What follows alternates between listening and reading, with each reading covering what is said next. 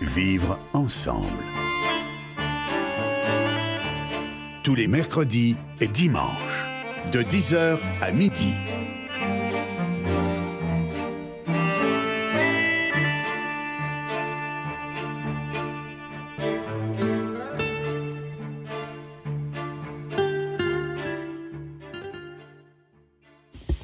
Bonjour à tous. Alors aujourd'hui, comme chaque mois, on reçoit l'équipe du Lyon-Bondy Blog et une équipe 100% féminine. Bonjour les filles. Bonjour. Alors de quoi vous allez nous parler ce mois-ci ?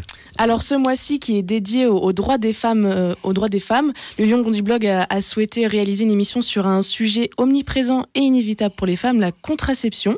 Aujourd'hui du coup avec Inès et Aurore, service civique au Lyon-Bondy Blog et moi-même Carmen, stagiaire chez Lyon-Bondy Blog, on vous parlera de la contraception. Autorisée en 1967, en France, la contraception féminine est devenue remboursable par la Sécurité sociale en 1974. Cependant, les moyens contraceptifs ont leur part d'ombre. Effectivement, entre 2012 et 2013 éclate la crise de la pilule. La prise des pilules de 3e et 4e génération multiplie les risques de thrombose et serait responsable de plusieurs milliers d'accidents cardiovasculaires. Entre 2010 et 2013, le recours à la contraception orale a baissé, passant de 50 à 41% chez les femmes de 15 à 49 ans selon l'INED. Alors que les effets secondaires de la pilule sont de plus en plus reconnus et sont l'objet de défiance, nous nous sommes demandé dans quelle mesure la contraception féminine pose problème. Pour ce faire, Aurore, Inès et moi-même Carmen sommes allés rencontrer des acteurs et témoins sur le sujet. Nous nous intéresserons également à la contraception masculine, car oui, c'est un sujet qui concerne les deux genres. Alors que la contraception féminine est gratuite pour les 18-25 ans depuis le 1er janvier 2022, celle dite masculine peine à se faire reconnaître et être l'objet de recherches sérieuses. Dans un premier temps, nous sommes allés rencontrer un des acteurs phares pour un meilleur accès à la contraception, le planning familial.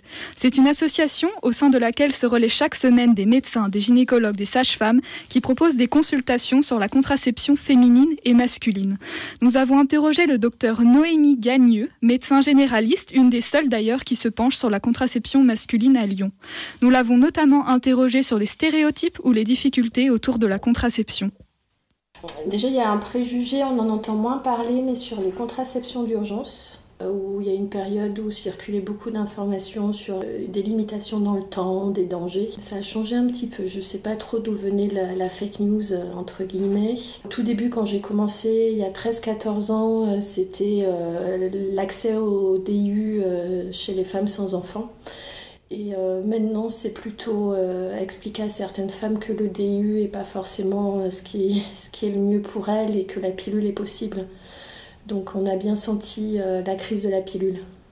D'accord. Donc du coup, par rapport au DIU, le préjugé, c'était que les gynécologues refusent de le prescrire à des femmes nullipares, ou c'était justement que tout le monde voulait un stérilet, mais c'est pas forcément adapté aux besoins?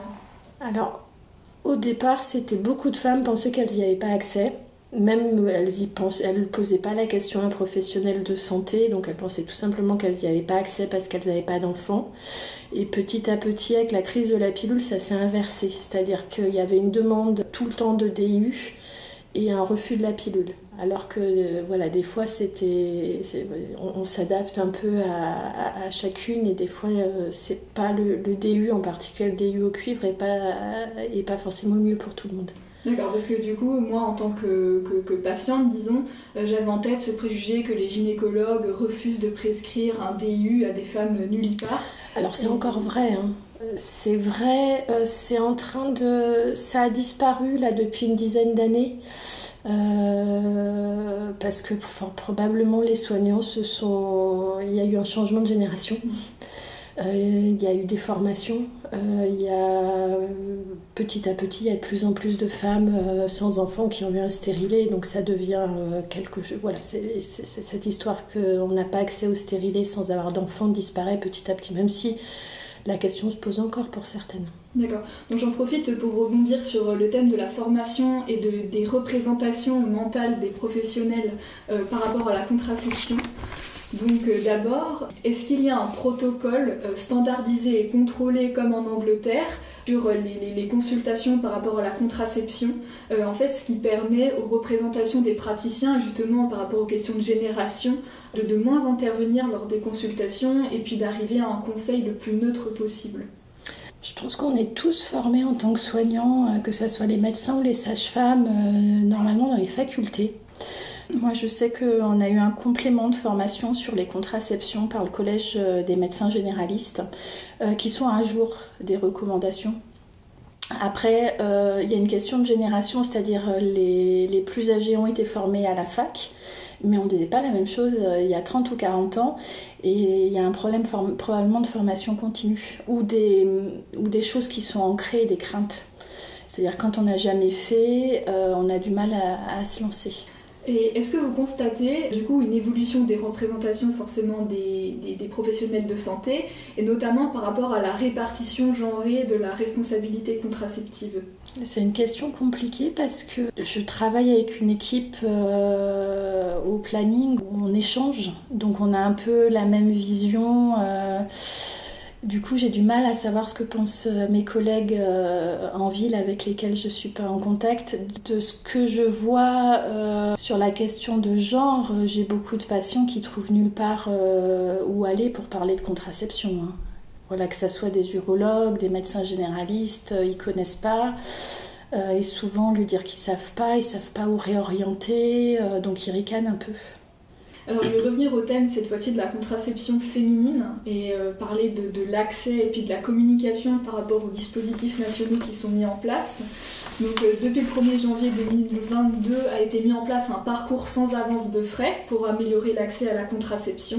Donc par exemple certains moyens contraceptifs qui sont totalement gratuits, donc de 15 à 25 ans. Et donc du coup, est-ce que suite à cette mesure, il y a eu une réelle amélioration de l'accès à la contraception ? Est-ce que ça se traduit bien dans les faits ? Alors, je pense que c'est vraiment trop tôt pour le dire. Nous, au planning, on est bien informés de ce type de loi ou de facilité. Donc on connaît les codes, mais c'est assez... Il y a des codes spéciaux, il y a des codes pour pouvoir le rendre anonyme. Il faut faire des feuilles de soins. Il faut se rendre compte pour l'instant, selon certaines études dans des régions, il y a 10% des pharmacies qui ne savent pas que la contraception d'urgence est accessible gratuitement aux mineurs. Et est-ce que vous trouvez que l'âge limite de 25 ans qui a été fixé par rapport à la gratuité de certains moyens contraceptifs, est-ce qu'il est pertinent ? Alors probablement que ça couvre une majorité des cas où ça pourrait poser souci, mais c'est nier que certaines femmes, même à 35 ans mariées, peuvent être ayant droit de leur mari. Voilà, c'est nier plein de situations. Le plus simple, c'est peut-être que ça soit gratuit et possiblement anonyme pour toutes. J'ai un cas de patiente chez qui j'ai fait des contraceptifs injectables tous les 3 mois parce qu'elle voulait espacer ses grossesses. Elle était dans le secret avec son mari et c'était une femme qui avait plus de 25 ans. D'accord, et par rapport au secret, du coup ça veut dire que c'est jusqu'à 25 ans qu'il est conservé. Enfin là j'ai pas trop compris.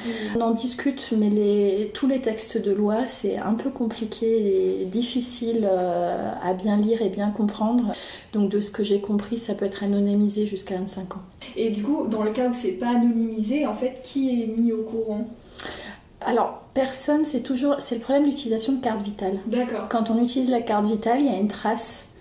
Il y a un rapport qui arrive donc par la poste où il y a marqué consultation médicale ou c'est pas noté spécifiquement ce que c'est, mais c'est là que ça pose souci. D'accord. Parce que le mari peut voir qu'il y a eu une consultation avec disons, un achat par exemple d'un médicament à 120 € et se demander ce que c'est, et c'était l'implant. Et c'est là que ça pose souci. Le secret pose souci s'il peut y avoir une trace d'une consultation médicale ou d'un passage en pharmacie. Et est-ce que vous savez pourquoi certains dispositifs ne sont pas remboursés encore par la sécurité sociale ? Est-ce que c'est parce qu'ils sont moins efficaces ou... C'est la question. Le mieux, ça serait que tous les contraceptifs, même quand ils sont un peu moins efficaces, parce que ça reste un contraceptif, soient remboursés pour toutes. Il y a une question aussi, les contraceptifs plus à risque. sont remboursés pour personne. Il y a quelque chose un peu illogique. Je pense aux pilules de 3e et 4e génération, qui sont encore accessibles, non remboursées, et donc qui ne rentrent pas dans le processus de prise en charge jusqu'à 25 ans, alors que des fois, c'est des solutions qui sont à proposer. C'est rare, mais il y a des cas où c'est la contraception qui est utile. Alors du coup, je rebondis là-dessus. On a effectivement depuis, le début des années 2000, et puis après avec la crise de la pilule en 2012-2013, une certaine défiance envers la pilule, et puis en général par rapport aux moyens de contraception avec hormones. Donc là, je parle des dispositifs intra-utérins. Est-ce que cette défiance, elle est justifiée pour vous ? On est passé peut-être d'un excès de prescription de certaines hormones à une défiance complète. Et on n'est pas du tout dans le juste milieu. Ce qui pose souci parce qu'on a des cas, des pathologies où le traitement est hormonal. On a des patientes qui sont bien sous hormones. Il ne faut pas nier qu'un certain pourcentage de femmes ne supportent pas les contraceptifs hormonaux. Mais le stérilet au cuivre a des conséquences aussi. Des fois des douleurs, du coup ça entraîne des problèmes sur la sexualité, donc des fois on gâche la vie des femmes et puis des fois elles s'accrochent à cause de cette notion que les hormones seraient dangereuses pour la santé, et finalement elles finissent par lâcher, enlever le stérilet et se rendre compte qu'elles sont mieux sans stérilet. Alors on peut toujours utiliser le préservatif, j'en ai certaines qui utilisent le préservatif, mais on ne peut pas dire les hormones ont leur utilité. Faire sans hormones c'est compliqué. Parce que ce qui est dénoncé souvent, c'est par exemple la baisse de libido, et apparemment les spécialistes ont eu du mal à entendre les femmes sur ces sujets-là, ou par exemple des migraines, chute de cheveux, etc. Donc est-ce que dans ces cas-là, c'est que la pilule choisie n'est pas adaptée aux besoins, et qu'à ce moment-là, il faut se diriger vers un autre moyen, ou c'est vraiment quelque chose de généralisé ? Alors, la perte de libido peut être due à n'importe quel contraceptif hormonal, mais la chute de cheveux, par exemple, c'est plutôt les microprogestatifs, comme l'implant. La pilule, au contraire, en général, résout des problèmes de perte de cheveux, des problèmes d'acné. Du coup, il faut s'adapter en effet aux problématiques de la patiente.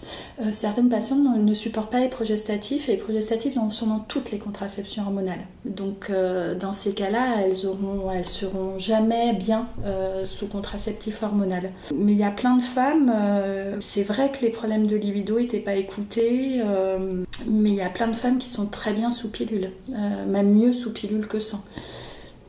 Ça résout en particulier des problèmes d'acné ou de douleurs de règles. Certaines femmes sont très demandeuses d'avoir des cycles réguliers. Donc ça aussi, ça s'écoute. Après, il faut écouter les femmes qui disent qu'elles ne sont pas bien sous pilule et voir ce qu'on peut proposer. Mais la contraception, c'est du cas par cas. Et malheureusement, il y a des cas où on trouve aucune contraception qui soit confortable. Et voilà, la patiente choisit le moins pire. Voilà, donc d'où l'intérêt d'avoir une contraception masculine. Tout à fait. Plus on aura, à mon avis, plus il y aura de choix contraceptifs, parce qu'en fait, on a l'impression qu'il y en a beaucoup. Mais moi, je trouve que c'est très très restreint, les choix contraceptifs. Et ce qui est souvent dénoncé, c'est les échanges parfois difficiles entre la patiente et son médecin, donc parfois qui peuvent mener à des errances contraceptives parce qu'on veut changer de moyens de contraception. Du coup, vous, je ne sais pas ce que vous pensez de la relation entre la patiente et son médecin, et puis je sais pas les retours que vous avez par rapport à d'autres collègues par rapport à ce milieu-là. Je reçois malheureusement beaucoup de patientes qui décrivent des maltraitances médicales, donc je pense que c'est un vrai problème. Après, est-ce que c'est une question de génération de soignants ? En tout cas, il y a un énorme travail à faire. Le mieux pour les patients, c'est toujours information et libre choix. Donc après, c'est un peu difficile pour moi. Je travaille dans un milieu où il y a beaucoup d'échanges et où on a une façon de travailler qui est vraiment, on essaye d'être très bienveillant et à l'écoute. Des retours que je vois, c'est sûr qu'il y a beaucoup de patientes qui ont été en souffrance dans leur relation avec les soignants. Parce que du coup, aujourd'hui, il n'y a pas de standardisation de la consultation au niveau de la contraception. Est-ce qu'il y a des obligations légales pour le médecin de présenter tous les moyens contraceptifs qui existent ? Après, c'est difficile de vérifier s'il l'applique réellement, mais à quel point c'est encadré finalement ? Je ne pense pas qu'il y ait de loi.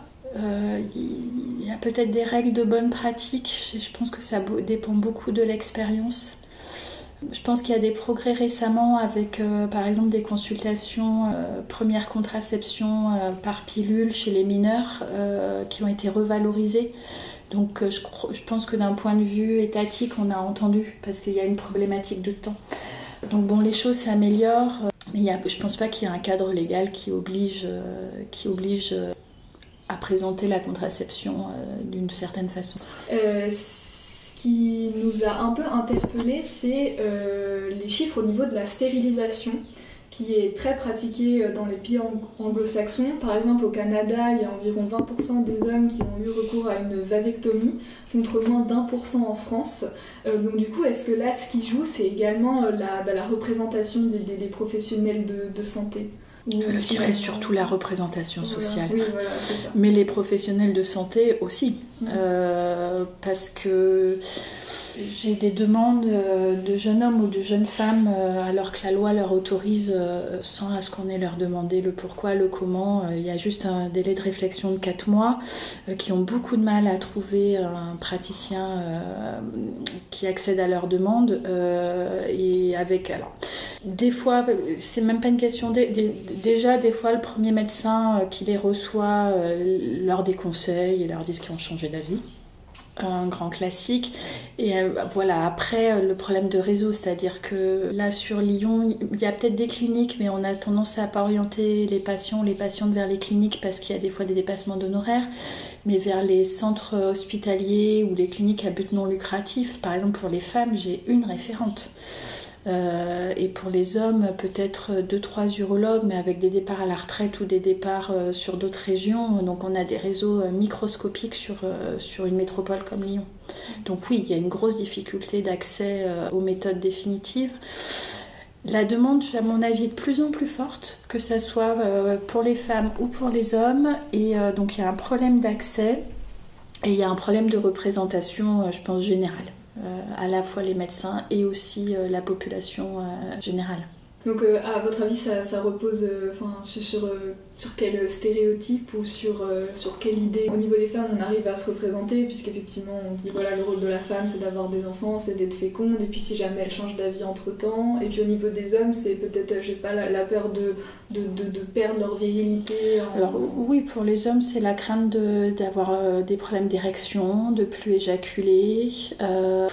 Après, il y a toujours cette question de se laisser le choix.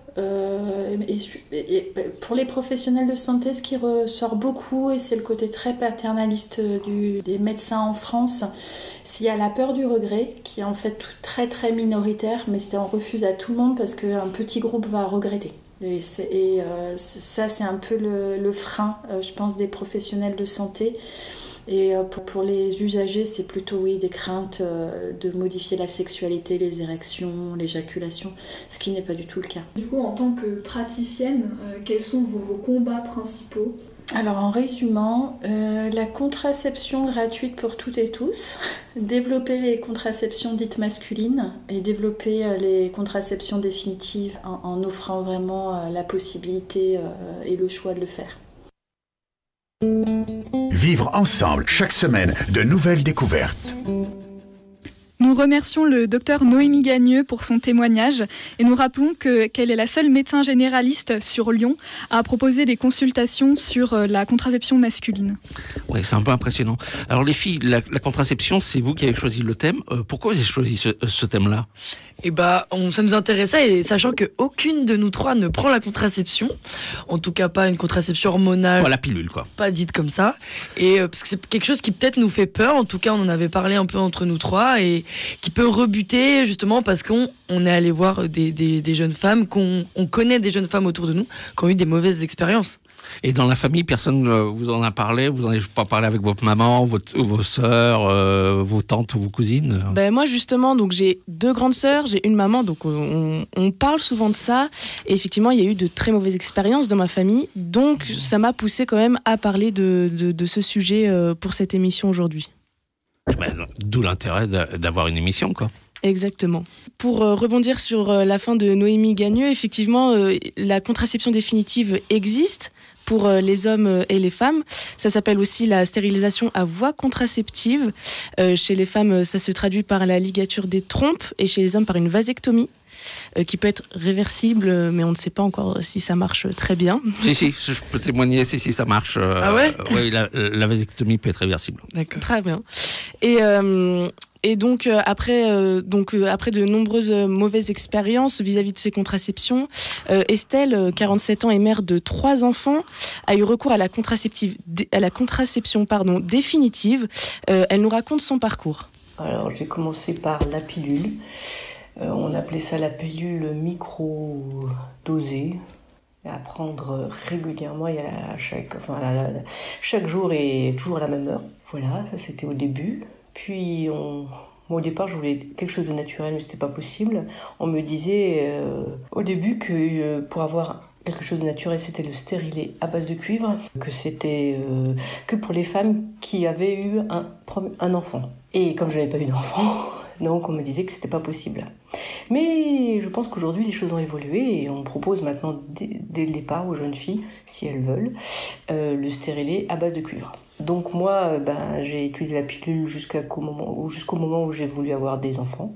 Voilà, et après mon premier enfant, j'ai demandé le stérilet à base de cuivre. Tout s'est bien passé jusqu'au deuxième enfant, où quand j'ai décidé de vouloir un deuxième enfant, on a enlevé le stérilet et j'ai eu mon deuxième enfant. Puis j'ai eu après, de nouveau, j'ai redemandé un stérilet à base de cuivre au bout du deuxième enfant. Et là, je suis arrivée dans une région où j'avais un gynéco tout nouveau que je ne connaissais pas plus que ça, et donc après la mise de ce stérilet, il est tombé au bout de 10 jours, 15 jours. À un tel point où je l'ai eu en main, quand je prenais une douche, j'ai senti quelque chose de bizarre, je l'ai touché, j'ai dit « Ah, qu'est-ce que c'est que ça ?» J'ai dit « Ah, d'accord ». Donc j'ai appelé tout de suite le cabinet.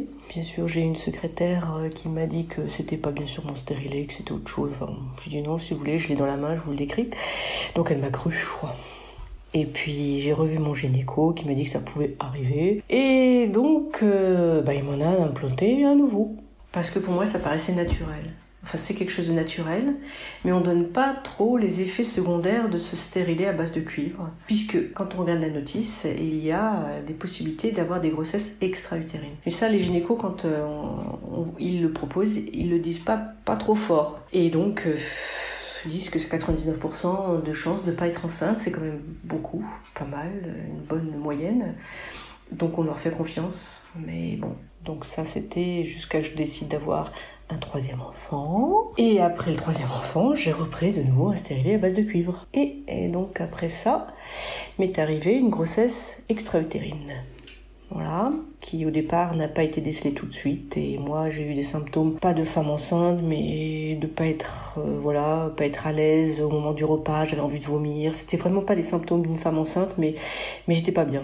Donc j'ai appelé mon gynéco, enfin surtout la secrétaire, qui m'a dit que non, c'était pas possible que je sois enceinte puisque j'avais un stérilet, tout ça, Ok, et puis je laisse passer des semaines où je me sentais pas bien du tout. Là, je suis allée voir mon médecin qui m'a dit on va éliminer toutes les choses. Donc, on va faire une prise de sang pour voir si vous êtes enceinte. J'ai fait une prise de sang et positive. Donc, j'ai rappelé mon cabinet, le gynéco qui m'a bien sûr donné un rendez-vous assez rapidement pour pouvoir voir tout ça. J'ai fait une échographie et en fait, il s'avère qu'il n'y avait rien à l'endroit stratégique où doit se trouver normalement un fœtus, mais l'œuf était implanté au niveau de la trompe. Voilà. Donc on m'a dit, non, là c'est pas possible à cet endroit-là, donc il va falloir intervenir assez rapidement. Donc en 24 heures, j'ai appris que j'étais enceinte et j'ai dû me diriger vers un hôpital pour pouvoir me l'enlever, puisque ça ne pouvait pas pousser à cet endroit-là. On a enlevé cet œuf qui était au niveau de ma trompe. Ma trompe a explosé au moment de l'intervention, donc il ne me restait plus qu'une trompe. Donc j'ai eu cette intervention, voilà, qui fait des marques sur le corps. Donc bien sûr le gynéco qui m'avait donc mis ce stérilet m'a dit que je ne pouvais plus reprendre ce style de contraception, mais qu'il fallait dans l'avenir, peut-être il serait tenté dans l'avenir de m'en remettre un autre, mais pas tout de suite. Donc j'ai changé de gynéco entre-temps parce que j'ai trouvé ça inadmissible que la secrétaire me parle comme ça, me dise que j'étais pas enceinte alors que je l'étais, et je me sentais bien qu'il y avait des choses qui n'allaient pas dans mon corps. Donc j'ai changé de gynéco et l'autre gynéco m'a proposé d'implanter un stérilet dans la muqueuse vaginale. Et donc c'est des hormones comme une pilule qui est donnée tous les jours, mais là ça remplace la pilule puisqu'on ne l'absorbe pas, elle est en nous. Donc j'ai fait ça pendant un certain temps, et puis après on a eu un plan et j'ai tenté aussi ça. Donc à un moment donné, à l'âge de mes 38 ans, j'avais décidé de ne plus avoir d'enfant et j'ai opté pour cette opération. Donc j'ai subi cette intervention, donc on a ligaturé une trompe, la seule qui me restait. Et donc depuis aujourd'hui, je suis sans contraception, ça me va très bien. Pourquoi avez-vous décidé de commencer à prendre une contraception ? Enfin, à un moment donné, on a une vie amoureuse et il faut faire un choix, que ce soit il ou elle prenne une contraception pour ne pas avoir d'enfant. Enfin, c'est normal pour moi. Voilà, donc les moyens sont ce qu'on vous propose, quoi. Le médecin ou le gynéco. Donc c'est toujours plutôt dirigé vers la femme, donc c'est elle qui prend la contraception. Quels effets secondaires avez-vous remarqués ? En fait, à chaque fois que j'ai eu des contraceptions, j'ai eu, pas des effets secondaires, mais des dérèglements dans mon cycle. Donc, parfois pendant mon cycle, j'avais des saignements pendant 8 jours. Puis après ça s'arrêtait. Puis ça reprenait. Enfin, c'était jamais régulier comme quand on voyait dans les notices de tous ces appareils, enfin de tous ces contraceptions. J'ai eu des cycles tout le temps, n'importe quoi. Je pouvais pas compter sur un cycle dit dans la norme. Je ne correspondais pas à la norme, je pense, de ce qui était marqué dans la notice. Est-ce que vous pensez que la contraception ne doit être que féminine ? Oh, bien sûr que non. J'aimerais bien que ce soit partagé. Hélas, on n'en parle pas assez pour les garçons. Voilà, parce que pour l'instant, l'homme n'est pas prêt. Et on avance, mais c'est pas encore ça.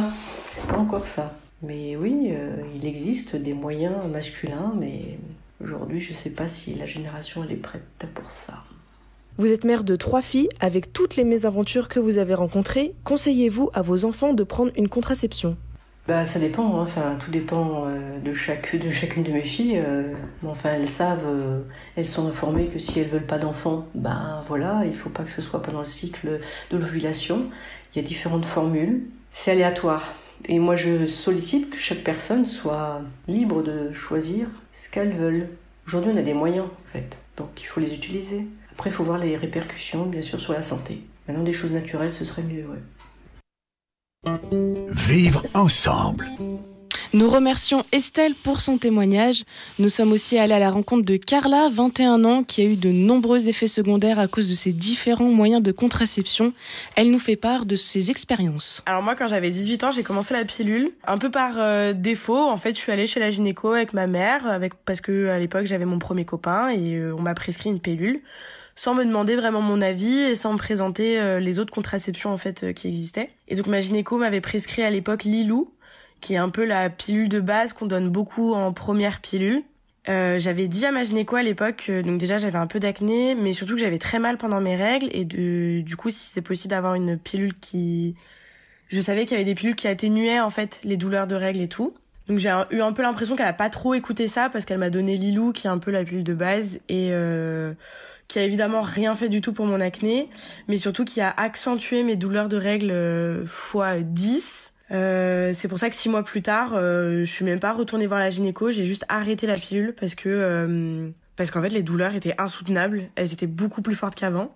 Et donc après, 1 an et demi plus tard, j'ai commencé une nouvelle contraception, j'ai essayé l'implant. Donc c'est une petite barre en fait dans le bras qui diffuse des hormones en continu, qui est censée durer entre 2 et 3 ans il me semble. Et je l'ai gardé pendant 6 mois.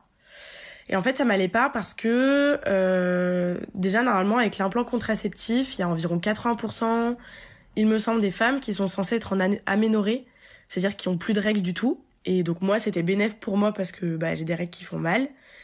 Et pas du tout, en fait, j'ai eu quand même mes règles et j'avais mes règles environ 3 semaines par mois, ce qui est quand même beaucoup. Et même quand j'avais pas mes règles, j'avais souvent des pertes très abondantes et j'avais tout aussi mal pendant mes règles, même si pas pendant 3 semaines, mais j'avais quand même des douleurs qui persistaient. Et donc ça, je l'ai gardé pendant 6 mois et après j'ai testé le stérilet. Je voulais pas tester le stérilet en cuivre et même ma gynéco m'a dit que c'était pas une bonne idée parce que j'avais déjà des grosses douleurs et que c'est déconseillé pour les femmes qui ont déjà des douleurs. Donc j'ai essayé le stérilet hormonal, le Kilina. donc qui est pas le moins dosé, qui est à peu près moyen, parce que le plus dosé c'est pour les femmes qui ont déjà eu des bébés, ce qui n'est pas mon cas. Et pareil, il y avait de fortes chances que je sois en aménorrhée, mais pas de bol, je n'ai toujours pas été en aménorrhée. Donc j'avais mes règles, en termes de période, j'avais mes règles 5 jours par mois comme avant, donc ça allait. Mais j'ai commencé à avoir des contractions. Donc c'est un peu les douleurs qu'on peut avoir avant l'accouchement, je pense. Peut-être pas au même niveau, mais presque. Et donc qui me faisaient super mal, qui arrivaient sans prévenir. Et au bout de 6 mois de stérilet, j'ai aussi commencé à avoir une baisse de libido. Et jusqu'à avoir quasi plus de libido. Et aussi le moral en fait qui baissait. Je savais pas au début que le moral était lié à ça. Mais j'avais pas trop de raison en fait de pas avoir le moral. Et donc j'ai enlevé mon stérilet hormonal en fin janvier. Et la libido revient petit à petit, et le moral aussi. Donc c'est pour ça que je me dis que le moral était lié au stérilet. Et donc là, je vais tester. Je viens de me le procurer. Je vais tester la contraception. Ça s'appelle un diaphragme.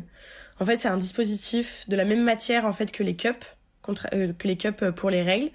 En fait, c'est un dispositif qu'on insère dans le vagin, qu'on met en fait à l'entrée du col de l'utérus, avec un gel spermicide, et qu'on insère avant le rapport et qu'on enlève après le rapport. Et qui normalement ne se sent pas ni pour moi ni pour mon copain. Le diaphragme en lui-même, je suis en train de voir avec ma mutuelle pour voir à quel taux ce serait remboursé, mais en théorie ce serait remboursé. Mais par contre, le diaphragme, ça s'utilise avec un gel spermicide. Donc c'est un gel qu'on met, qui tue les spermatozoïdes, qu'on met en fait sur le diaphragme avant de l'insérer. Et ça, par contre, c'est pas remboursé. Et le tube coûte, je crois, entre 12 et 15 euros. Et il faut en racheter, quoi. Après, même le diaphragme, c'est environ 45 euros et ça dure 3 ans. Donc ça reste un bon investissement. Ça reste moins cher que les capotes. Et on va le tester prochainement. Après toutes ces mauvaises expériences, avez-vous ressenti une mauvaise écoute du corps médical concernant par exemple les effets secondaires et vos besoins ? Alors ma première gynéco que j'avais donc quand j'avais 18 ans, oui, pour moi il y avait complètement une mauvaise écoute parce que je lui ai parlé de mon acné, je lui ai parlé de mes règles qui étaient très douloureuses et elle m'a quand même donné la première pilule en fait qui lui venait par la tête. En tout cas c'est l'impression que moi j'ai eue. Et elle m'a même pas parlé, moi à l'époque je m'étais pas forcément beaucoup renseignée, elle m'a pas du tout parlé de l'implant, m'a pas du tout parlé du stérilet, c'était pilule et puis basta et on n'en a pas discuté. Donc à ce niveau-là, oui, j'avais eu l'impression d'avoir une mauvaise écoute. Mais après, j'ai trouvé une autre gynéco. J'ai eu 2 gynécos par la suite qui m'avaient aidé pour l'implant et puis pour le stérilet.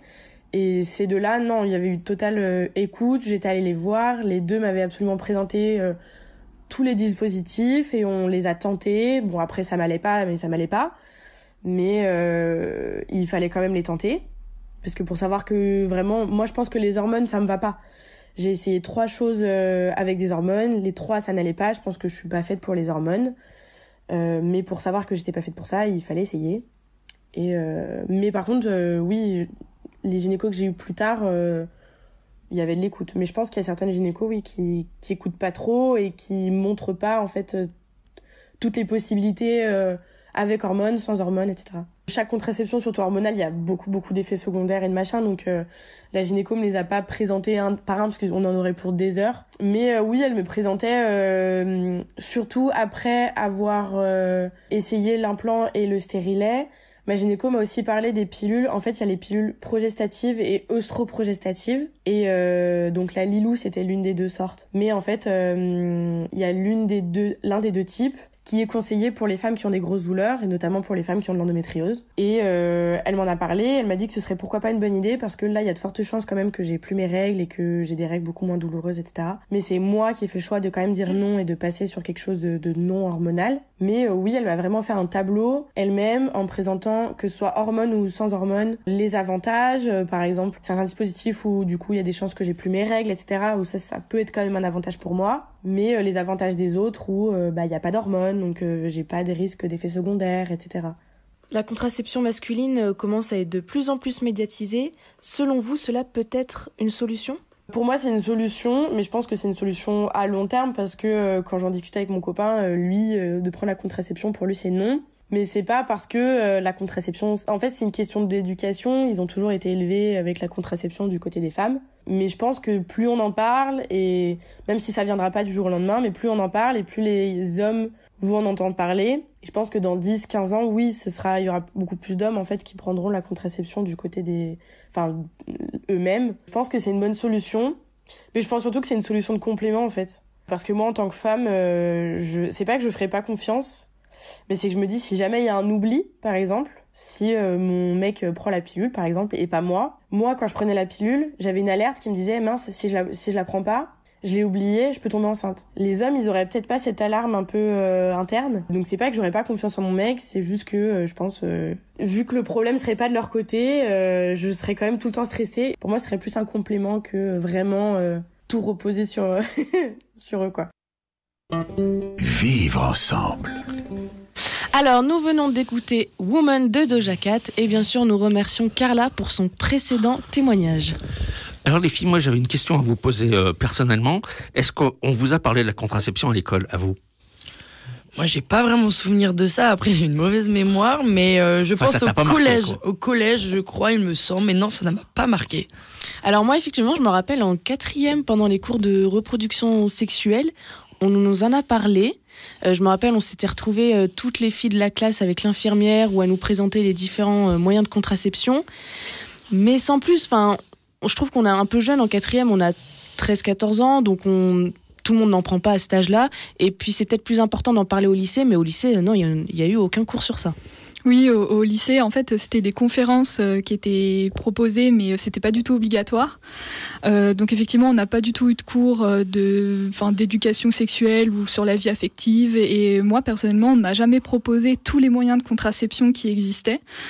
Donc oui, effectivement, il y a un vrai problème de communication et même les médecins eux-mêmes ne sont pas suffisamment formés ou en tout cas, disons que c'est eux qui choisissent s'ils veulent se spécialiser ou pas sur les questions de contraception et donc c'est eux qui vont s'inscrire à des formations continues, etc. Alors comment vous avez été informés sur les moyens de contraception ? Et surtout, vous ne me dites pas par Internet, s'il vous plaît, les filles. Moi, je suis allée voir une sage-femme qui m'a fait un espèce de tableau, un topo avec tout, ce qui était hormonal, ce qui n'était pas hormonal. Et au final, je prends rien. Oui, mais donc c'est toi qui as fait le geste, la démarche d'aller la voir. Ouais, exactement. Ouais, c'est quand même impressionnant qu'en 2021, on soit obligé d'arriver à cette extrémité-là, quoi. Après, oui, on peut se renseigner chacun de son côté. Oui, mais voilà, sur un sujet aussi important, qu'on se renseigne, il y a beaucoup de bouts de ficelle, de trucs YouTube ou je sais pas quoi, ça fout un peu les jetons quand même. Alors, question, dans tous vos témoignages, on parle de quelque chose qui, là, me touche, moi, personnellement, qui est la contraception masculine.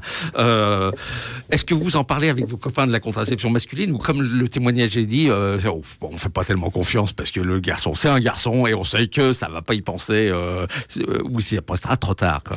Alors, j'en ai pas parlé avec mes amis garçons pour l'instant, mais j'ai peut-être du coup leur poser la question. Mais j'ai posé la question à mon père. Je lui ai demandé, est-ce que tu serais prêt à faire la vasectomie ? Et il m'a dit que non, puisque si un jour, par exemple, tous ses enfants et sa femme meurent dans un accident de voiture, il aimerait bien quand même peut-être reproduire une descendance. Il a raison, il faut toujours garder un cas où, on ne sait jamais. Tout à fait raison, je suis tout à fait d'accord avec lui. Mais donc c'est un sujet, on en parle aussi avec les garçons, ou franchement, là c'est une histoire de filles, et ça reste, même en 2021, la contraception une histoire de filles.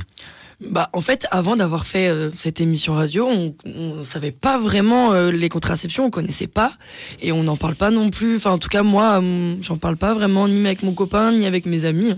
Je trouve que sur les réseaux sociaux, on en parle de plus en plus de la contraception masculine. Je pense à un média, par exemple Combini, les médias jeunes, un peu info-divertissement, justement, qui s'emparent de ces sujets-là. Et personnellement, j'avais entendu parler de l'andro-switch, donc qui est un anneau pour remonter les testicules et en fait, c'est un moyen de contraception thermique. Donc oui, j'avais commencé à en entendre parler et effectivement, j'ai commencé à me poser la question dans ma vie sexuelle, effectivement, que j'aimerais bien que la charge mentale qui pèse sur la contraception, qu'elle soit beaucoup plus partagée. ce qui serait logique. Faites-moi peur. On vous a pas quand même parlé du préservatif quand même à l'école un peu. Oui. Quand même un peu. Oui. Bon, heureusement quand même. Je commençais à avoir peur. On vous a parlé quand même des protections. Il y a au moins ça quand même. Au moins, si on parle pas de contraception, parce que c'est quand même le plus simple moyen de contraception que moi je connaisse, c'est quand même le préservatif. C'est je pense le plus connu parce que déjà c'est pour éviter la grossesse et pour éviter aussi les maladies sexuellement transmissibles. C'est quand même efficace, c'est pas cher, c'est efficace et on peut trouver ça partout. Alors par contre, en préparant l'émission, tu me disais ouais, mais moi je suis pas tellement sûr sur les préservatifs parce qu'il y a des chiffres qui sont. Alors oui, disons qu'il y a deux chiffres différents quand on évalue l'efficacité d'un moyen de contraception. Il y a le chiffre en usage, on va dire scientifique, donc pour le préservatif qui est assez peu élevé, mais dès qu'on prend le chiffre de l'utilisation courante et régulière, donc avec toutes les erreurs qui peuvent être faites, on arrive à 15 grossesses pour 100 couples, donc ce qui est assez énorme. Donc en fait, le préservatif est le moyen de contraception en fait le moins efficace dans la vraie vie. Quand on ne sait pas l'utiliser. Quand on ne sait pas l'utiliser, de ce qui est la réalité. Et par contre, le docteur Noémie Gagneux m'a dit que le préservatif parfois pouvait être une solution en fait pour les femmes qui ont des contre-indications et qui ne supportent pas les hormones. Donc qu'en France, il faut arrêter de présenter le préservatif seulement comme un moyen d'éviter les IST, mais que c'est aussi un moyen de contraceptif qui peut être utilisé en complément d'autres choses. Alors qu'au départ, c'était essentiellement un moyen contraceptif. Et donc, à cause du sida, c'est devenu la principale source de se protéger du sida. Mais au départ, c'était un moyen contraceptif. Et tu as tout à fait raison, il faut expliquer. Voilà, le plus simple, c'est le moyen contraceptif. Et alors, ce que tu disais qui est très important, c'est qu'il faut apprendre à l'utiliser. C'est pas aussi naturel comme ça. Et une mauvaise utilisation, ça ne sert à rien. La capote ne sert à rien si on ne sait pas l'utiliser. Donc, et ça, j'espère quand même que dans les cours, au lycée, on donne quand même quelques cours pour expliquer. Ça peut être quand même extrêmement pratique.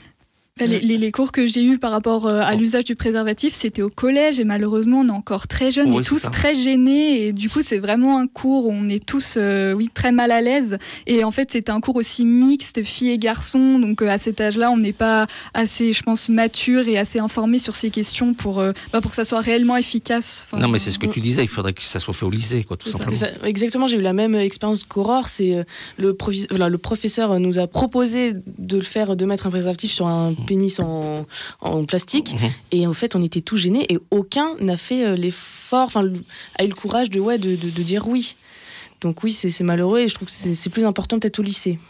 Oui, alors, tu as vu des gens pour la contraception masculine, ça t'a plus intéressé que la contraception féminine en disant ouais, moi j'ai pas envie, j'aimerais voir que mon copain il essaye, donc je vais m'enseigner sur la contraception masculine. Eh ben, carrément, je suis allée même à un atelier de couture de jockstrap, ce qui est les dessous masculins avec un anneau intégré pour remonter les testicules, qui est justement une méthode thermique, qui n'est pas vraiment reconnue comme telle, mais je suis en tout cas allée voir une association qui propose des ateliers, et au début j'ai rencontré un jeune homme qui s'appelle Baptiste, comme de plus en plus d'hommes qui s'intéressent à la contraception.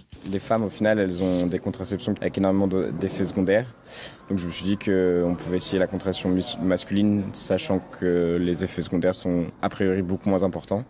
Donc tant qu'à faire, c'est la contraception la plus simple, pourquoi pas essayer. Et justement, en réponse à ce problème et à l'impératif féminin de se contracepter, il y a des associations qui se sont créées pour informer sur les moyens de contraception pour les hommes. Et je suis également allée rencontrer Erwan Taverne, celui qui a animé justement l'atelier où je suis allée, qui est un ancien professeur de physique-chimie et qui a co-créé l'association Garcon en 2019, qui veut dire groupe d'action et de recherche pour la contraception et qui parle notamment de la contraception masculine. On l'écoute tout de suite. Pour moi, ce qui est devenu une évidence, c'est que si je veux pas faire d'enfant, j'ai ma part de responsabilité à prendre là-dessus et que j'ai pas à attendre que ma partenaire le fasse à ma place. Le cofondateur explique que le but de l'association est de diffuser les savoirs et savoir-faire sur la contraception. Notre porte d'entrée, peut-être aussi notre plus-value, c'est d'accompagner vraiment de près les gens qui souhaitent utiliser les méthodes de contraception dites masculines. Donc on donne des informations notamment sur la vasectomie, la méthode hormonale et puis la méthode thermique qui est beaucoup demandée.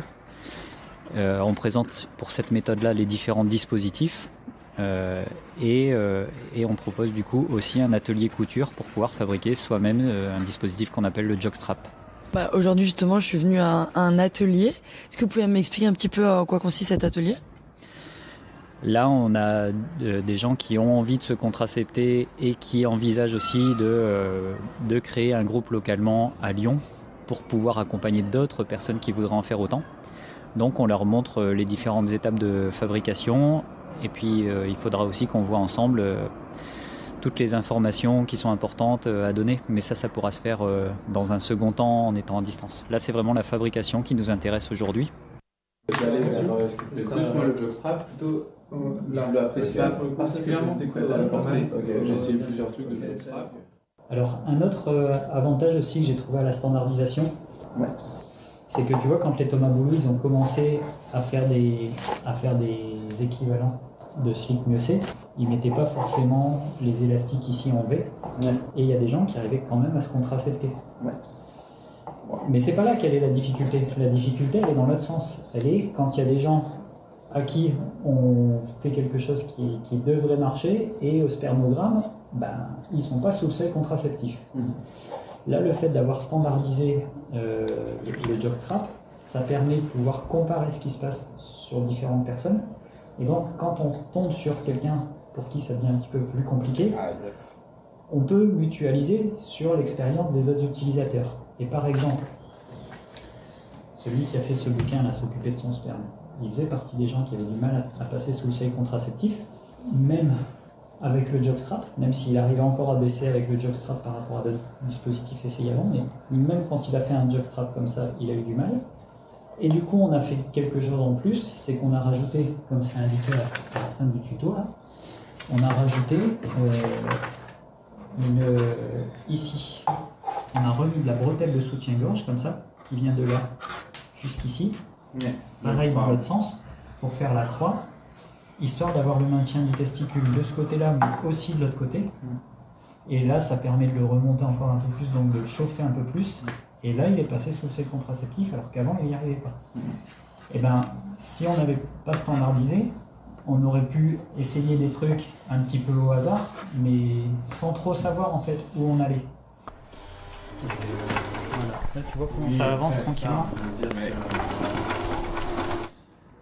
Pourquoi avoir choisi de co-créer justement Garcon ? Je sais que pour moi, ça a été vraiment intéressant de pouvoir me contracepter et que ça a amené beaucoup de réflexions et de questionnements. Et je me suis dit qu'effectivement, c'était intéressant que ça puisse être diffusé, partagé. À l'époque, les savoirs et savoir-faire étaient quand même très éparpillés et il y avait vraiment peu de personnes qui étaient impliquées sur le sujet. Donc l'idée de Garcon, c'était d'amener tous ces savoirs et savoir-faire que j'avais pu aller récolter un peu partout en France et d'amener ça dans une même ville pour voir si on pouvait créer une dynamique locale et puis documenter ça pour que ça soit transposable dans d'autres villes. Donc on a avancé là-dessus, il y a encore du chemin à faire, mais on a bien avancé et puis on a aussi beaucoup avancé sur la médiatisation en fait, de ces méthodes.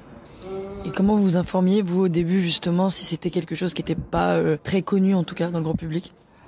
Je suis allé à la rencontre d'Ardecom, puisque c'est une association qui a été créée à la fin des années 70, qui a été très en lien avec le docteur Roger Mieuxet, qui était dans cette dynamique militante à l'époque, et qui ensuite s'est servi de sa carrière professionnelle pour développer la méthode thermique. Je suis allé aussi à la rencontre du collectif Thomas Boulou, qui a beaucoup travaillé à cette auto-fabrication et à la création de nouveaux dispositifs permettant la remontée des testicules. Et puis voilà, tout le réseau du planning familial, dont les médecins qui le composent. Voilà. Tout ça, ça a permis de récolter toutes les informations dont il y avait besoin. Et j'avais vu que vous participez au groupe de travail sur la contraception masculine. En quoi ça consiste ? Qui c'est qui compose ce groupe de travail ? Alors c'est les collectifs assos qui sont impliqués depuis longtemps. Donc du coup, il y a le planning familial, Ardecom, le collectif Thomas Boulou et Garcon. Là, en fait, on va coordonner nos différentes actions parce qu'il y a beaucoup à faire. Effectivement, il y a de la recherche scientifique qu'il va falloir continuer à faire, mais il faut aussi monter les différents réseaux associatifs, créer les passerelles avec les professionnels de santé, interpeller les institutions pour faire évoluer le cadre réglementaire, les moyens qui sont mis sur ces questions-là. Voilà, il y a beaucoup à faire. Et comment on fait pour appeler les institutions justement à plus parler de ce sujet-là, à s'informer, à rechercher ? Alors par exemple, nous ce qu'on a fait, c'est qu'on a régulièrement écrit des lettres ouvertes à l'occasion des journées internationales de la contraception ou de la vasectomie, ou pour les 20 ans de la loi du 4 juillet 2001 qui concerne entre autres la stérilisation, la contraception et l'éducation à la vie affective, relationnelle et sexuelle. Donc là justement il y a eu le 8 février une intervention d'Olivier Véran qui est très insatisfaisante sur la question de la contraception dite masculine. Là aussi il va falloir qu'on réponde à ça. On va peut-être rédiger une lettre ouverte adressée au prochain ministère de la Santé.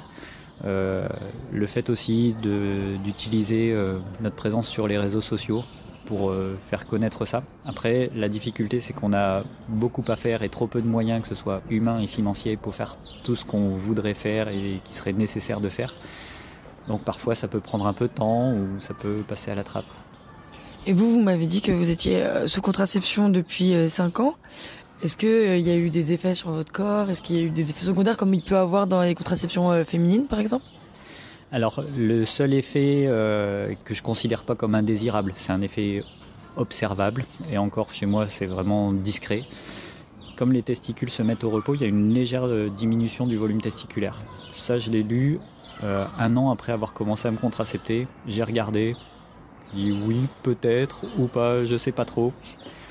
En tout cas, c'est quelque chose qui a été mesuré par le docteur Mieuxet sur différents utilisateurs.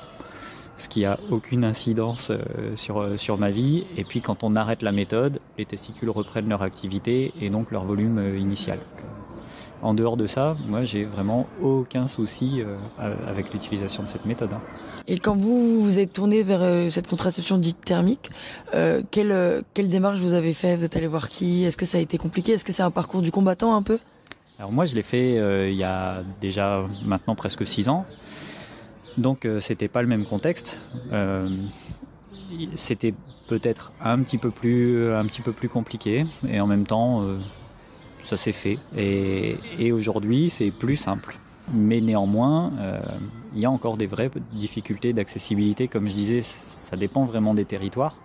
Et puis nous on voit à Toulouse avec un atelier qui a lieu chaque semaine.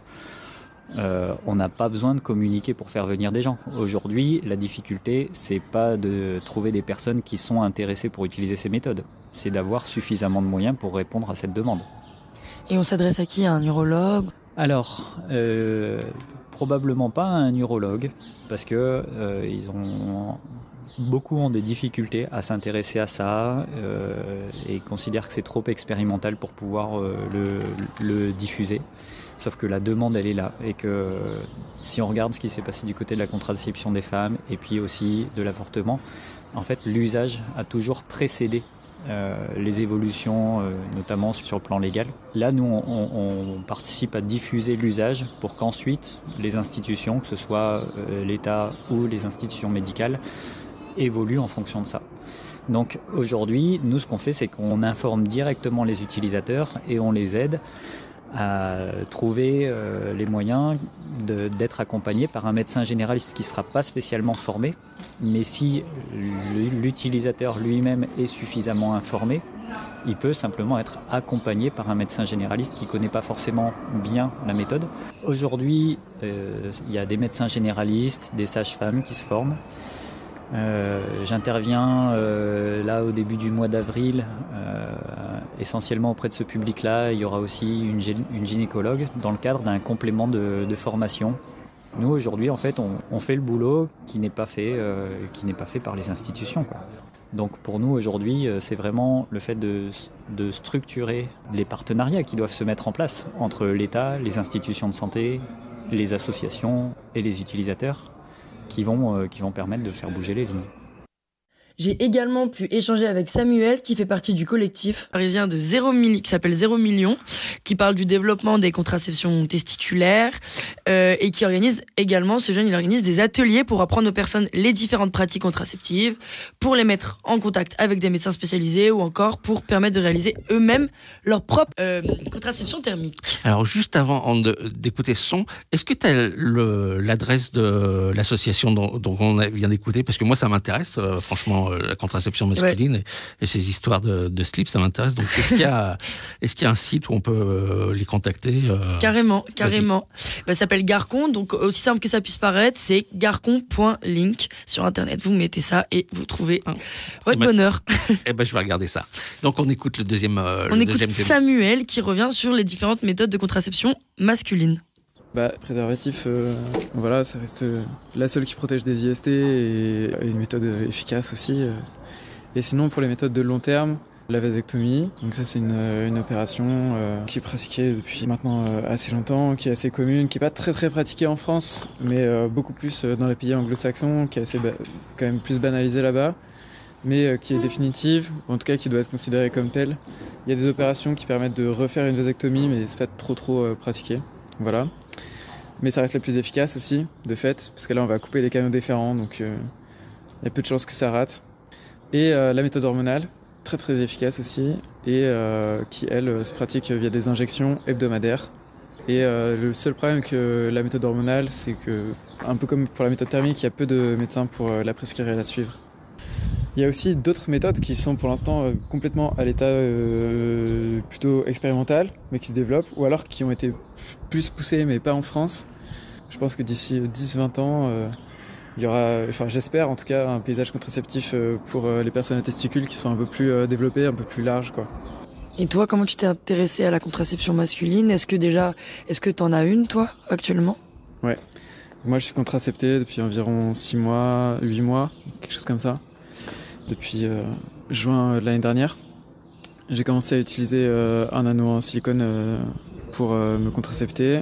J'ai découvert ça sur Instagram, tout simplement, via des comptes qui parlaient de sexualité et qui notamment parlaient des différentes méthodes de contraception qu'il est possible d'utiliser pour les mecs. J'ai trouvé ça trop cool. Enfin, quand j'ai entendu parler de la méthode thermique, d'utiliser un anneau 15 heures par jour pour se remonter les testicules, je trouvais que ça avait l'air d'être hyper simple par rapport aux méthodes proposées pour les meufs de manière générale. J'ai tout de suite eu envie d'essayer, en tout cas de voir ce que ça donne, au moins pour moi-même, quitte à ce que ça marche pas.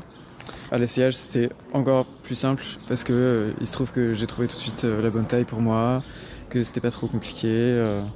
Il y a eu peut-être un temps d'adaptation et des galères au début, mais globalement, c'était vraiment une expérience plutôt facile. Et pareil, j'ai pas eu de problème pour arriver à l'état de contraception, pour descendre ma fertilité en dessous du seuil contraceptif. Au bout de 2-3 mois, c'était bon. Et dès les premiers spermogrammes que j'ai fait, après avoir commencé de porter les anneaux, dès les premiers tests de vérification, j'ai vu que j'étais contracepté. Et globalement, le port de l'anneau se passe bien pour moi. Et pourquoi avoir choisi la méthode thermique, justement, et l'anneau précisément? Déjà, c'est ça que j'ai découvert en premier. Enfin, à part la vasectomie, mais disons que j'avais pas envie d'une vasectomie parce qu'il y a le côté... c'est pas une opération qui est vraiment si facilement réversible. J'ai quand même envie d'avoir des enfants à un moment.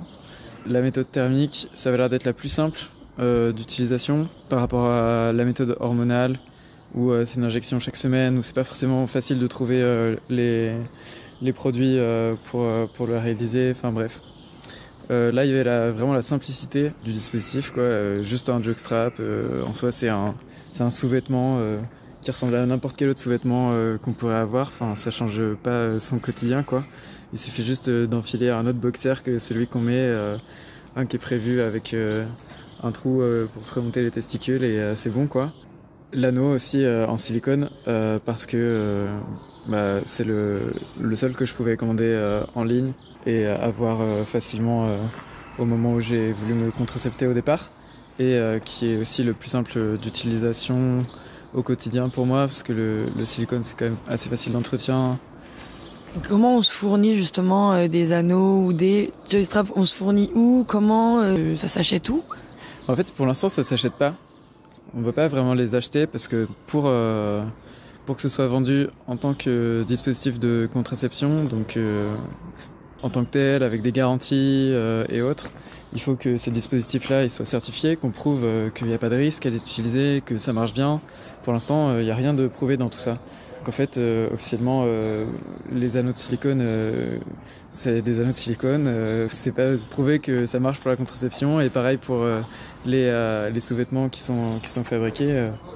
Même s'ils ont été testés dans le cadre d'études depuis les années 70, donc ça fait un petit moment quand même qu'il y a des études qui ont été réalisées sur le sujet, et ben les études, elles n'ont pas été réalisées pour des dispositifs commercialisés. D'accord. Elles ont été faites simplement pour étudier la méthode de contraception par remontée testiculaire. Donc qu'est-ce qui se passe quand on remonte les testicules 15 heures par jour? Est-ce que ça suffit pour amener à l'état de contraception? Les études ont montré que oui, ça suffit. Donc que ça marche et que ça peut être utilisé comme méthode de contraception, que a priori il n'y a pas d'effet secondaire et que c'est réversible, enfin ou très peu d'effets secondaires, la fertilité revient à son niveau initial après l'arrêt de la méthode. Maintenant, ces études-là, elles n'ont pas été réalisées pour certifier des produits en but d'une commercialisation. C'était de la recherche scientifique et pour le moment, il n'y a aucun produit qui a passé toutes les certifications nécessaires pour être commercialisé en tant que dispositif de contraception. Donc, en gros, pour répondre à la question, où est-ce qu'on se les procure? Aujourd'hui, dans des ateliers en do-it-yourself pour fabriquer soi-même les dispositifs. Voilà, il y en a dans pas mal de villes de France. Selon les endroits, ce ne sera pas exactement les mêmes versions qui seront fabriquées. Enfin voilà, c'est des groupes relativement indépendants qui fabriquent ça à divers endroits. Et c'est pour ça que toi, tu as décidé de proposer des ateliers, parce qu'il y a un manque un petit peu de propositions de contraception masculine. Ouais. Le manque, il n'est pas tant qu'au niveau des dispositifs, c'est-à-dire avoir un boxer ou un jockstrap ou un anneau. Parce que, globalement, les dispositifs, ils peuvent être accessibles, même si c'est de plus en plus dur du fait que la commercialisation de l'EndroSwitch a été arrêtée. Mais c'est aussi dans une optique de sensibilisation. Pour moi, ce qu'il y a de plus important dans la méthode thermique, c'est pas simplement le dispositif, c'est que c'est une technique qui repose beaucoup sur l'information. C'est-à-dire, est-ce que je vais bien suivre le protocole? Est-ce que je vais être bien renseigné sur comment utiliser la méthode et les risques que je prends en l'utilisant? Donc pour moi c'est important de faire les ateliers pour avoir le temps d'être avec les gens, d'en discuter avec eux, de partager des échanges, des vécus de personnes qui utilisent cette méthode de contraception. Et voilà, il y a toute la partie sensibilisation aussi qui va avec. Les ateliers, ça permet aussi que les gens ils fassent des dispositifs qui soient les plus personnalisés possibles. On se rend vite compte que le premier boxer, le premier jockstrap, le premier anneau qu'on a, il est peut-être pas idéal. Peut-être il va pas être exactement à notre taille ou autre. C'est bien de pouvoir avoir la main dessus et de pouvoir personnaliser son dispositif pour être sûr que ce soit adapté à un port quotidien, que ce soit pas un truc dangereux, de pouvoir le faire vérifier par un médecin ensuite. Voilà. Est-ce qu'aujourd'hui on a un taux de fiabilité de cette contraception ou du coup on n'a vraiment rien? Alors, les études qui ont été faites à la base, elles ont été faites sur des petits échantillons. Mais en gros, elles ont montré que la méthode elle était hyper fiable. Il y a eu un cas de grossesse non désirée dans les études et c'était suite à une utilisation manifestement pas du tout bonne de la méthode, arrêt du port. On a quand même des bonnes chances de penser que la méthode elle marche bien. Maintenant, il faut que le protocole il soit bien appliqué, Et dans l'expérience, il y a aussi beaucoup de gens qui appliquent pas forcément très bien le protocole et qui n'arrivent pas à descendre en dessous des seuils de contraception. Ce qui fait que cette méthode elle reste très fiable, il faut juste pas se dire ce qui me permet d'être contracepté, c'est mon anneau ou mon jockstrap. Ce qu'il faut se dire, c'est la seule chose qui me permet de vérifier si je suis contracepté, c'est d'aller faire des tests. On a la chance que cette méthode de contraception, comme toutes les autres contraceptions pour mecs, pour personnes à testicules, on peut les tester. On peut aller faire des tests en labo d'analyse. Et là, on a un résultat très précis qui dit si oui ou non on a beaucoup de spermatozoïdes dans nos spermes. Et en fonction du résultat de ce test, si on est en dessous de 1 million de spermatozoïdes par millilitre de sperme, on est en dessous des seuils qui sont considérés comme le seuil de contraception par l'OMS et les risques sont faibles. Mais en fait, c'est au niveau individuel qu'on peut vérifier l'efficacité et la fiabilité de la méthode pour le moment, étant donné qu'il n'y a pas eu d'études de plus grande ampleur. En pratique, en utilisant la méthode thermique, il y a beaucoup de gens qui arrivent mais vraiment bien en dessous des seuils de contraception. Enfin, moi, la première fois que j'ai fait un spermogramme, j'étais 30 fois en dessous du seuil de contraception. Donc en gros, non seulement j'étais contracepté, mais en plus de ça, plus la concentration en spermatozoïdes est faible, plus la fiabilité de la méthode est grande. Donc on peut très vite arriver à une grande fiabilité de la méthode, quoi. Et comment on peut faire pour avancer justement sur le développement de la contraception, en tout cas au niveau médical et dans le monde médical? Ouais, il y a plein de trucs, hein. Enfin, déjà, il faut sensibiliser les gens là-dessus, je pense, parce que la première chose, c'est que dans les esprits, c'est pas quelque chose qui existe vraiment, le fait que les mecs vont porter la contraception. Et tant que ça n'existe pas, c'est vrai qu'il n'y a pas de demande, il n'y a pas de recherche là-dessus, il n'y a pas de fonds ou d'énergie mise à développer tout ça, parce que tout simplement, on ne se pose pas la question. Voilà. Donc je pense que c'est important, en premier lieu, de poser la question. Et une bonne façon de poser la question, c'est de se renseigner, de pratiquer, d'aller voir un atelier, d'essayer, quoi. Peut-être ça va marcher, pas marcher, peut-être ça va nous convenir, pas nous convenir. De toute façon, les contraceptions masculines, elles sont pas là pour remplacer les autres formes de contraception, enfin pas du tout. C'est juste d'autres options, plus de choix. Enfin voilà, et en plus on a la chance que ce soit des choix plutôt pas mal, quoi. Globalement, c'est des méthodes qui ont, enfin la méthode thermique, pas trop d'effets secondaires, qui sont efficaces, qui permettent d'alterner, qui sont réversibles. Donc voilà. Selon Noémie Gagneux, pour que la contraception masculine puisse se développer, il faudrait une dizaine d'années de recul et surtout une étude exigée par l'Agence nationale des médicaments. Leur demande n'est pas très compliquée. Ils demandent juste une étude assez courte pour vérifier l'efficacité et pour permettre après des études plus longues de suivi pour vérifier la sécurité. Mais il va falloir commencer pour que ça avance. D'accord, donc ce qui manque, c'est du coup des moyens pour lancer ces études à long terme.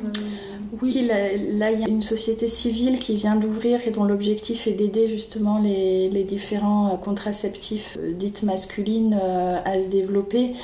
L'essentiel, c'est lancer les études, donc il faut des moyens. Pour commencer, c'est 3 à 5 ans d'études et c'est de 1 million à 2 millions de moyens. Donc c'est vrai que ce n'est pas les associations masculines toutes seules qui vont réussir à financer les études. Donc en effet, il faut qu'il y ait des décisions politiques pour faire avancer les choses. Ma vision, c'est plus il y aura de contraception possible, plus on libérera de femmes. Moi, je vois des femmes où on est bloqué avec des grosses difficultés. Des fois, on multiplie les IVG parce qu'on n'arrive pas à trouver la bonne contraception. Elles ont des contre-indications. Plus on aura de choix, plus on évitera ces situations. Vivre ensemble. Et je remercie Erwan Taverne, Samuel et la dernière Noémie Gagneux qui est revenue juste pour la conclusion. Et moi, je voulais vous parler du Royaume-Uni et du Pays-Bas où justement là-bas, il y a 15 à 20% des hommes qui ont recours à la vasectomie selon Ardecom, une association également pour la contraception masculine, alors qu'en France, cette pratique touche moins d'1% des hommes. Et aux États-Unis, on a vu il n'y a pas longtemps qu'il y a une avancée qui vient de voir le jour. C'est une pilule contraceptive masculine efficace à 99% chez les souris et qui n'est pas faite, à la différence des contraceptions féminines, qui n'est pas faite à base d'hormones. Et c'est des scientifiques de Male Contraceptive Initiative qui ont fait cette découverte. Et il y aura probablement des essais qui vont être lancés cette année aux États-Unis. Et ben voilà, on est sauvé avec une pilule contraceptive pour les hommes.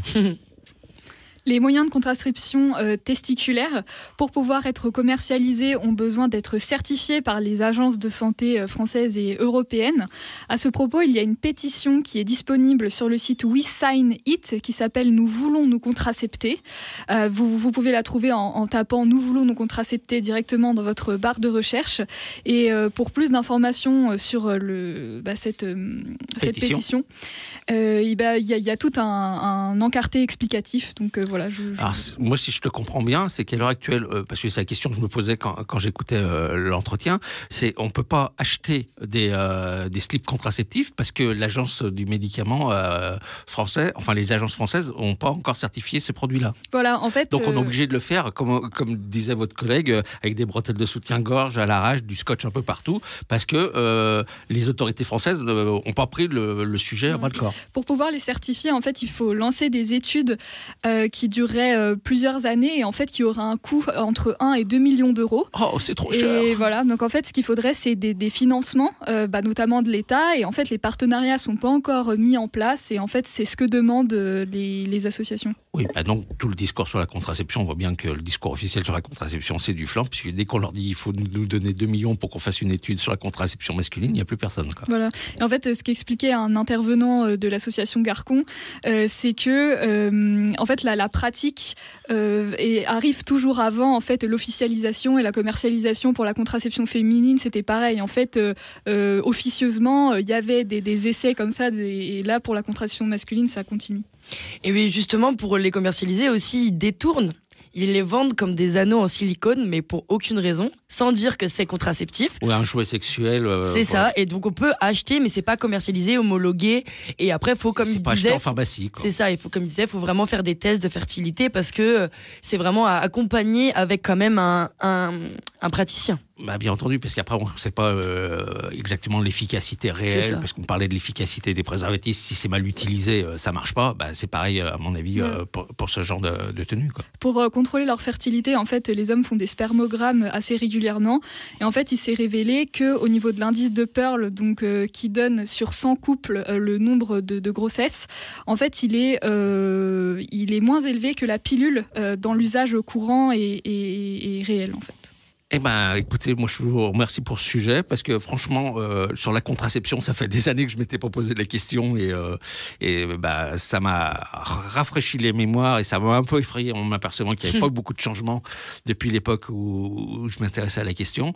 Il y a quand même cet espoir sur la contraception masculine qui est quand même une bonne idée et l'idée qu'on va dire à nos auditeurs, c'est quand même renseignez-vous, alors que ce soit par rapport à vos amis, vos familles, essayez, et surtout un professionnel, allez voir votre gynécologue, un docteur, et parlez-en, il faut vraiment en parler parce que c'est un sujet qui peut faire rire quand on a 15-16 ans, mais voilà, quand dans les témoignages que tu nous as fait écouter, quand on s'aperçoit, ça peut avoir des répercussions quand même énormes, donc il faut vraiment se poser la question avant. C'est justement Noémie Gagnon qui disait que la contraception masculine, au même titre que la contraception féminine, doit avoir du recul et va prendre du temps. Il faut se battre, il faut faire connaître le sujet. T'as raison, oui, on peut prendre du temps. On est qu'en 2022. Non, mais je veux dire, ça va prendre du temps, au même titre que la contraception féminine qui a mis du temps à être légalisée, autorisée, remboursable, qui est maintenant remboursable. Et voilà. Et nous, on doit payer. Nous, notre contraception masculine, elle n'est pas remboursable. Si je crois que les vasectomies sont remboursables, je suis pas sûr. Si elles sont. Sûrement, parce que je pense que c'est une opération chirurgicale, donc je sais pas. Peut-être une partie. On se renseignera. Je suis pas sûr, mais peut-être. Eh bien, écoutez, je vous remercie beaucoup. Je vous dis au mois prochain.